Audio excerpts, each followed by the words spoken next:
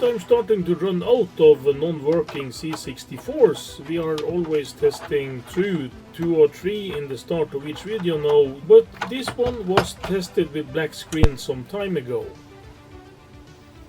And bummer, there goes today's content. So I have to look for some other C64 that we can look at this time. Yeah, so this machine was working, and this is, as you can see, the later C64C models with the plastic clips. And this machine is the one that we had that was made in Germany, and this is part of the mold for the plastic. And I was thinking that this machine was not working, but that's clearly not the case. I do think I tested this with a black screen, but of course that could have been a failure from my part when I tested this together with the other one.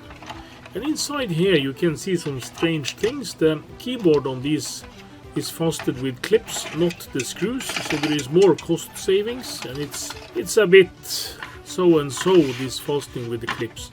And you can also see they're back with the old cardboard I/O shields, and they have used the I/O shields for the old versions of the motherboard. You can see they are much broader than the motherboard. And this is revision 3 of the board, so it's not the latest versions of the board, but it's in one of the later cases. So this is another example of Commodore using whatever parts they had at hand when they assembled computers. But as this is working, we are not going to look further into this in this episode at least. So I'm just going to put it all back together.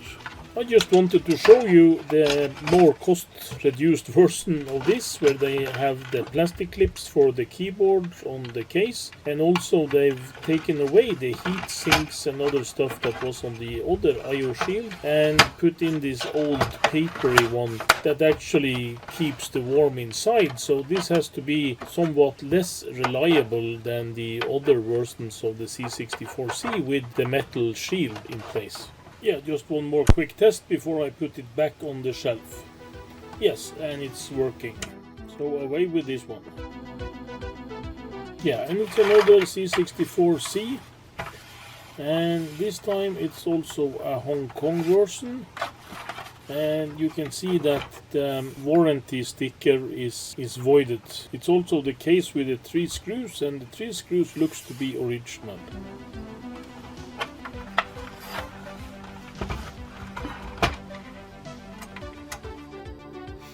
We are just going to give it a quick test, so we're connecting power and also connecting it to the video grabber so that we can see what's happening on the screen.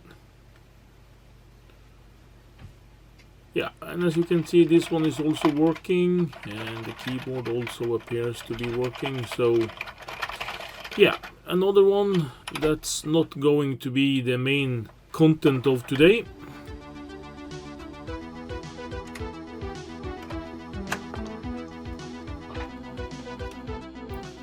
Yeah, and here we have another C64C.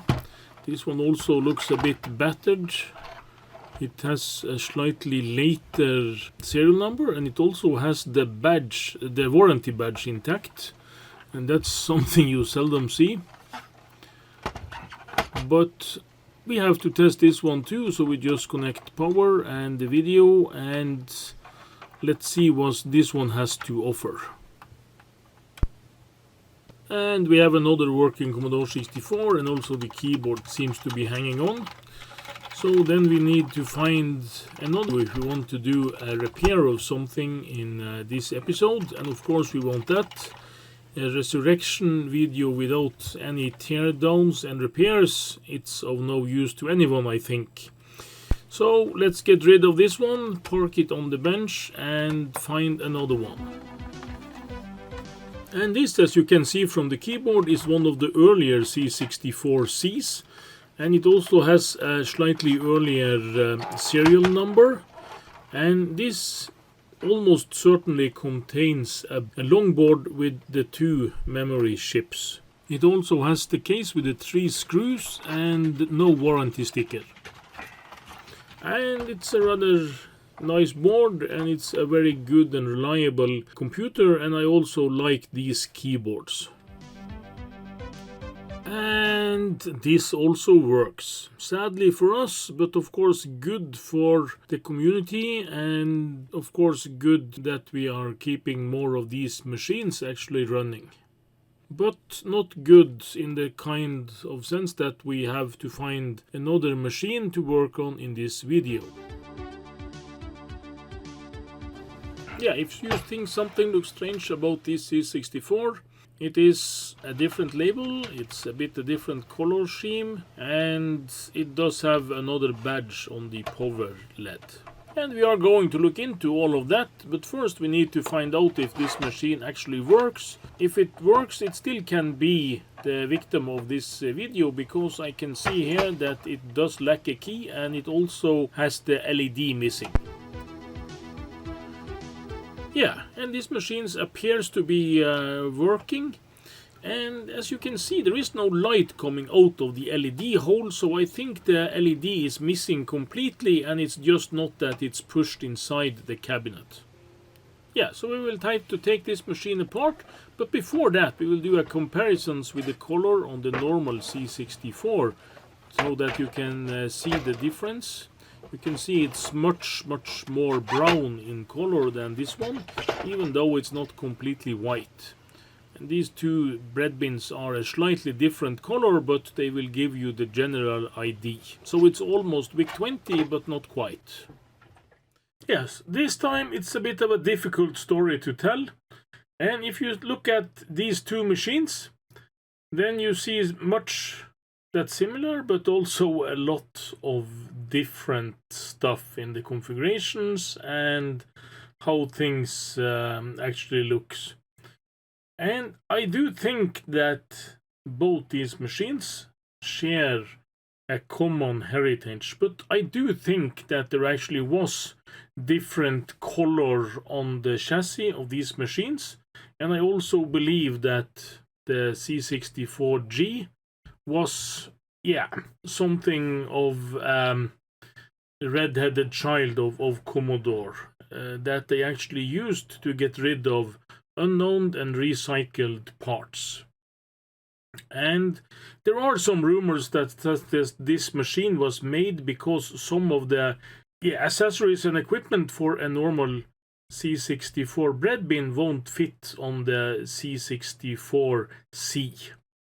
But I have never heard that Commodore have taken that kind of concerns into consideration at any time.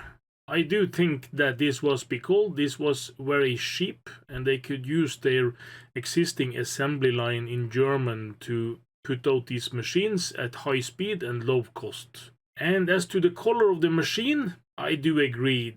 They probably saw that the ages was changing and that the dark gray beige color of the C64 bread bin was something of the past. So I think that was just a way of modernizing this computer. But as to all the different kinds of C64G, there are some people on the internet that says that this does not exist and this does exist and that everything and everyone is like that. I don't think that's right. And this machine was produced as long as there was production in Germany. And I do think that they put out most of these from 1988 to about 1991 or something. And I do also believe that the last batch of these machines was made with recycled boards from the C64 game system. Yeah, there are some other rumors going around about the C64G. That the case is beige because it's melted C64GS gaming systems cases. That is not true, because as the C64G was launched in 1988 and the GS was launched in 1980, maybe they did that in the end. Maybe that can count for some of the color differences that are on the different C64Gs. I don't know. But I don't think that everything can be related back to yellowing of the plastic, because I've seen some of the color on the inside of the cases that's different. And the motherboard in these computers are refurbished, rebuilt gaming system motherboard, and that actually could be true for later C64Gs. And I do think that all 64's gaming systems had the revision B shortboards, the latest version. And there are also some rumors that the C64Gs are made in German because all the refurbished parts from European sales from both German and the Hong Kong production ended up there. And of course, there was a lot of returns, and those boards ended up somewhere, and they was ended up and being repaired. And I think that probably is true, because in the end everything went back to German. And the same is true with the leftover parts when they closed down the UK factory. They also ended up in Germany. And I think that can explain why there are so many variations, because these parts ended up in Germany at different time periods, and there was different batches of stuff. So I do think that it's plausible that this machine was made in Germany to actually use refurbished parts. I don't think that this was made to make you use your music keyboard or anything else. I do think it's because it was a very cheap way to get rid of refurbished parts and leftover parts from production series. And the badge on this machine is made of a plastic sticker. It's not the metal sticker that is on the previous C64 bread bins. And they also changed the font slightly, but they've kept the color on the color stripes. And the same is with the badge on the power LED, but there are at least 2 different badges that follow this on the power switch. So now we will just take this machine apart and see what we find. And there is one screw, and this looks suspicious. It smells a bit moldy, does it too? I actually bought this machine some time ago because I did not own a C64G before I got this one. So I wanted to check out what it was all about. And you can see we're so screwed. This screw is certainly not original. And you can see that the label clearly stated C64G. And I've been told that these cases are quite brittle in the plastic. It does look solid, but I do have to be careful. And it does seem like it's a bit stuck in the plastic, but that can be because it's made to higher specifications than the original bread bin. There is no RF shield on this, and it seems like it's a revision 4 board, and everything seems to be normal, and the one CIA is in a socket, that everything is present. There is no lid on the RF modulator. The date on this CIA chips is 1988, and there is a socket on the SID chip, and it's also a socket on this logic chip. It can be from the factory, I'm not sure. Yeah, I will plug in my test LED cable to see that the output of the motherboard actually works before I try to find an LED that will fit this computer. I will also do a full test with the test harness to see that this motherboard actually works as it should before I try to make some other fixes to it. This time I try to scrub the contacts on the user port with the plug as I put it in to see if that helps.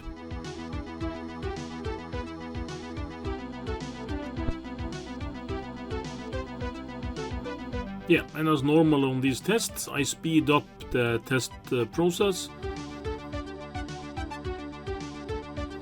Yeah, and here we can see either it didn't help to scrub the contacts, or the CIA for the user port actually is bad, and this is U2 then. But I will try to do a new scrubbing to see if that helps, and then run the test again.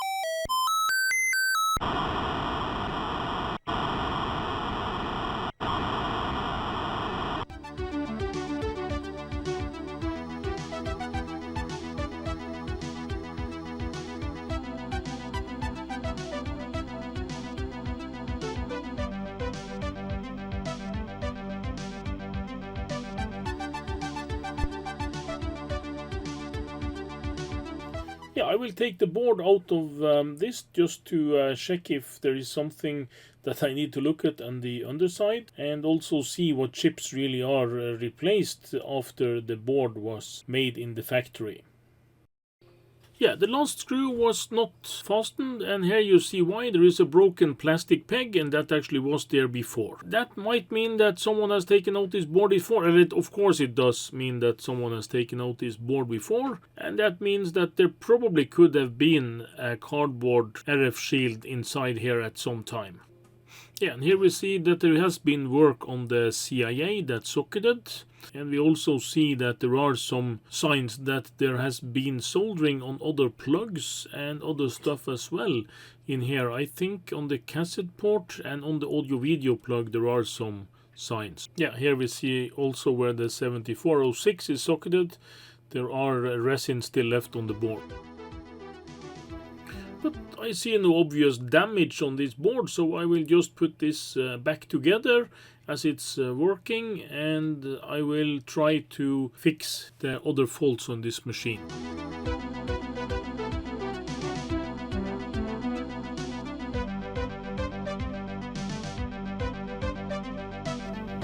I don't have to take the keyboard out of the top casing to remove the back panel of the keyboard, but it makes things easier, so I will do that. As you can see, the keyboard is quite dirty, so I will have to blow off some dust and maybe give this a better cleaning before we put it back in. But now it's time to removal of all the 1000 screws behind the keyboard to reveal the plungers inside.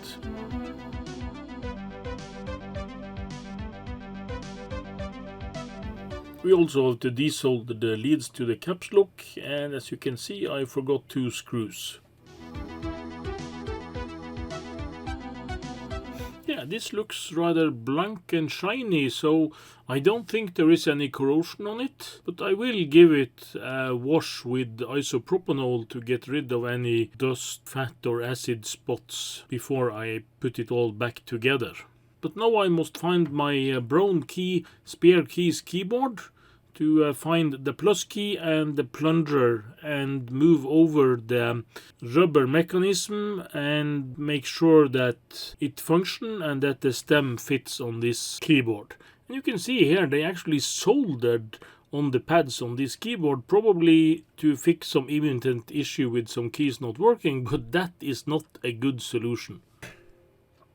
I will just try to fish out the broken plunger on the keyboard that we should fix and make sure that this looks the same as the new one.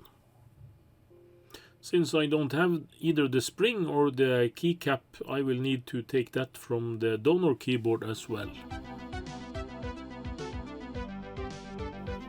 Sorry for the out of picture action of removing the keycap on the donor keyboard, but I actually managed to get both the spring and the keycap off without breaking anything. The rubber that is in front of this plunger is detachable and you can change this, and I'm going to swap the ones from the original keyboard to the donor plunger to make sure that it's about the same wear and tear as the rest of the keys. And it's on this rubber in the end of the plunger you have to apply some graphite glue or something if the plunger doesn't work at all, as this is the conductive part that will short out the keypads on the PCB. And I've taken apart lots and lots of Commodore keyboards in the years, and there actually is quite a lot of different kinds of these rubbers, but I do think there are 3 or 4 main types. But all of them are really interchangeable if the plungers are the same.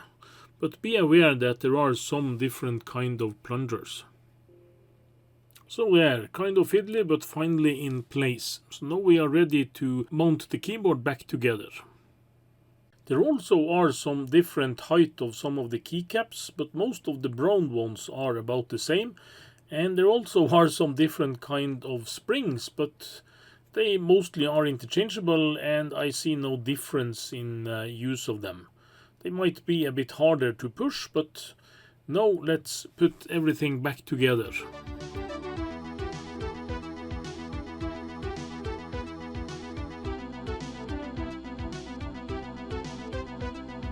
yeah, first a bit of a cleaning, and as you can see, a trained hand can do this really fast, and we must not forget to solder in the leads to the caps lock key. Then it was the issue with the missing LED.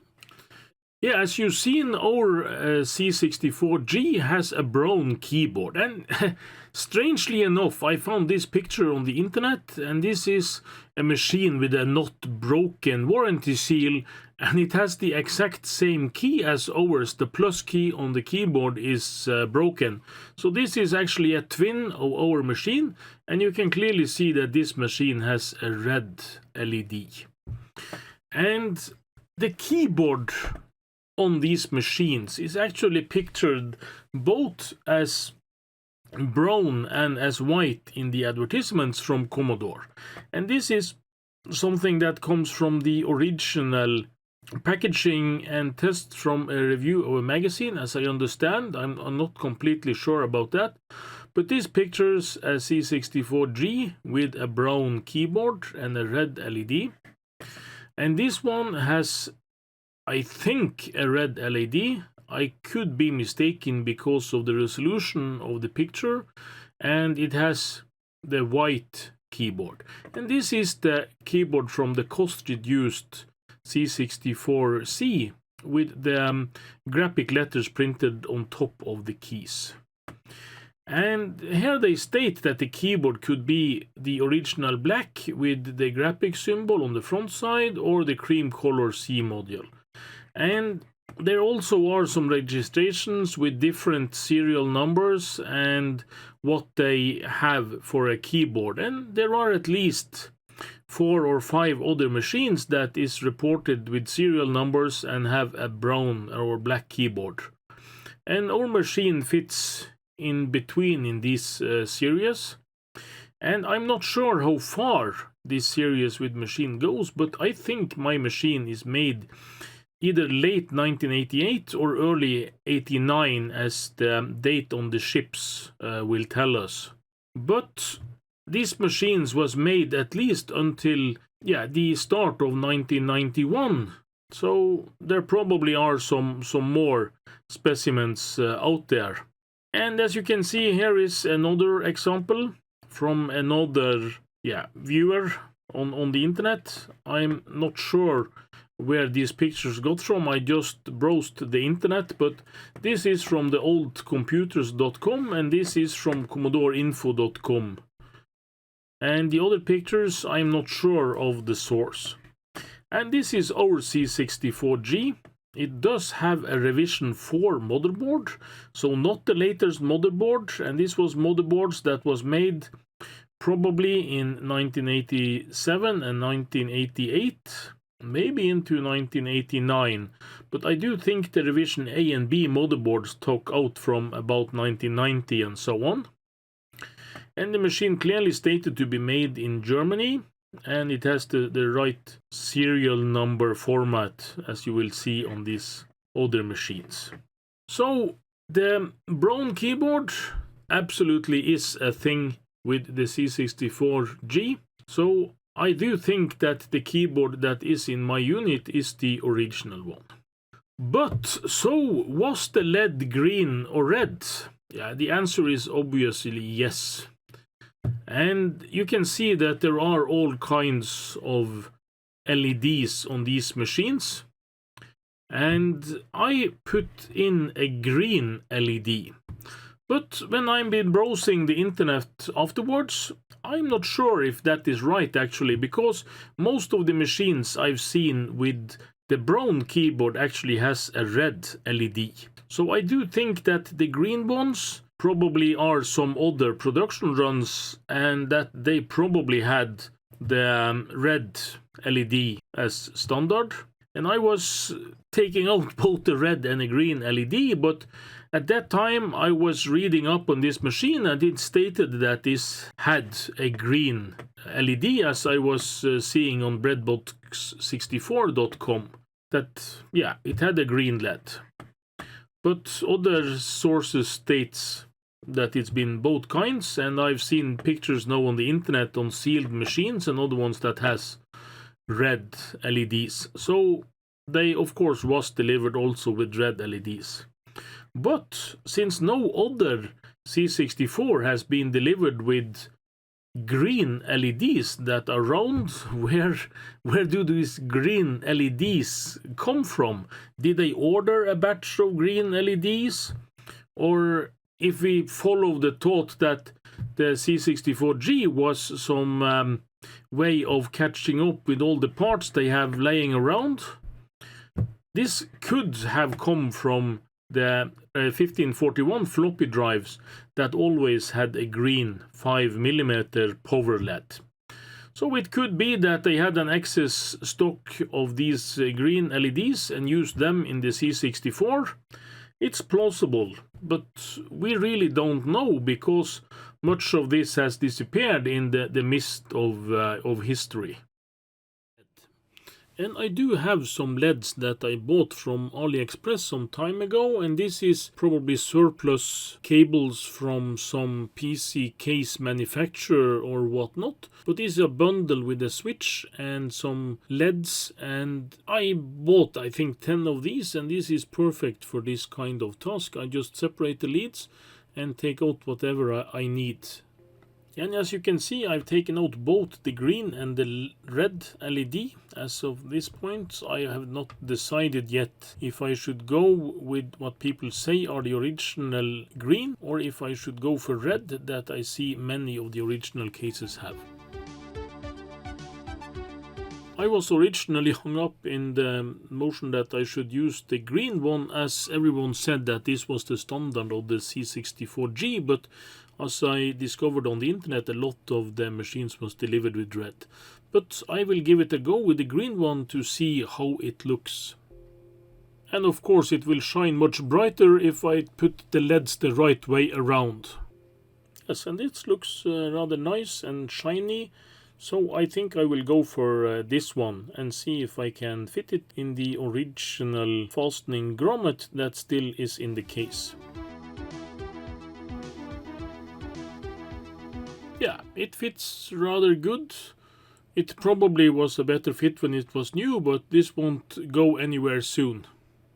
And as you probably can see, I did a bit of rough cleaning on the top part of the case, so it looks rather whiter than it did before. And I did get much of the smudge off, but there still are some scruff marks and stuff that I can do away with better scrubbing. Yeah, and as always, when I've taken things apart, I need to test them before I can say that they work after I put them together, and this looks okay. This keyboard actually looks so white and shiny that I'm actually tempted to put the VIC-20 keyboard in it. I think it would fit rather nice with the yellow function keys. And I do have a VIC-20 with the original, so maybe that sometime. But for now I will keep it original C64G, and we will do a test now with the keyboard. And oops, the 2 is not working properly, but it do seem like the rest of the keys are actually working fine. Yeah, it do seems that every other key is working just fine. If it's just the 2 key, I'm not tempted to take this apart again, because this will not be a machine that is for common use, but I might take it apart and change the plunger or clean out the pads or the plunger dropper to make it work. But it do kind of work, so I will keep it like this for now.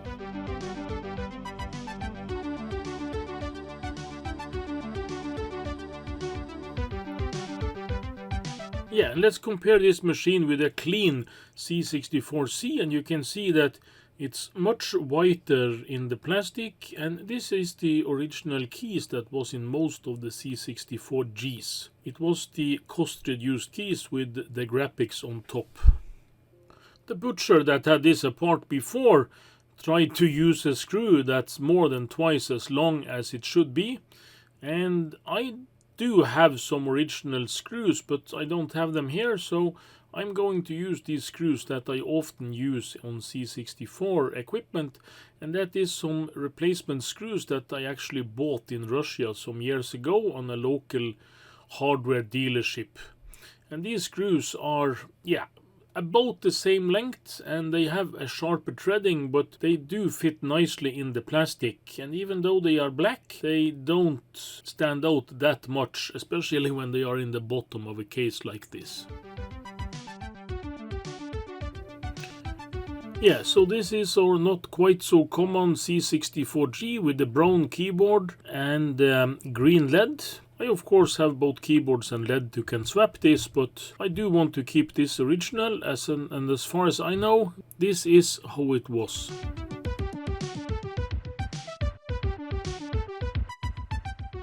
You have now been watching episode 7 in my Commodore 64 Resurrection series.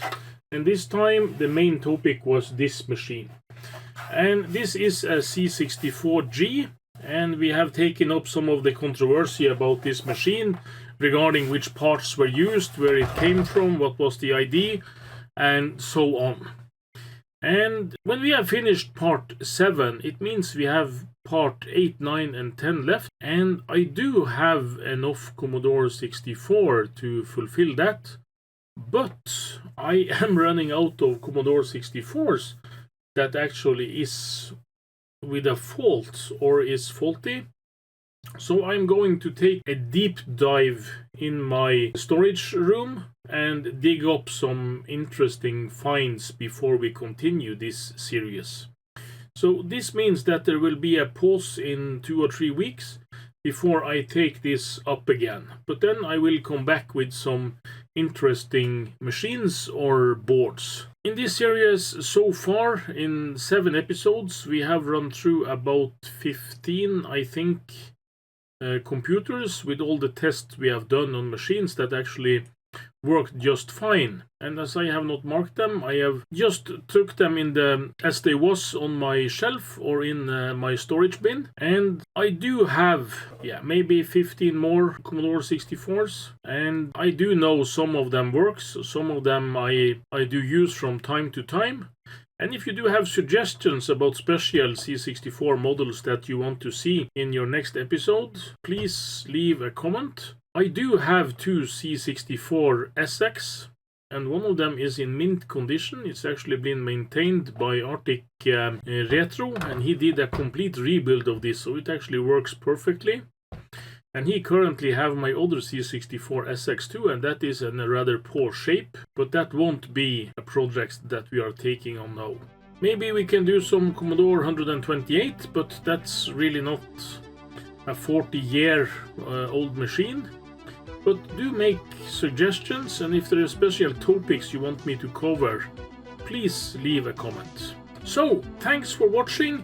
Please hit like and subscribe if you want to be notified when we post new videos. See you in the next one.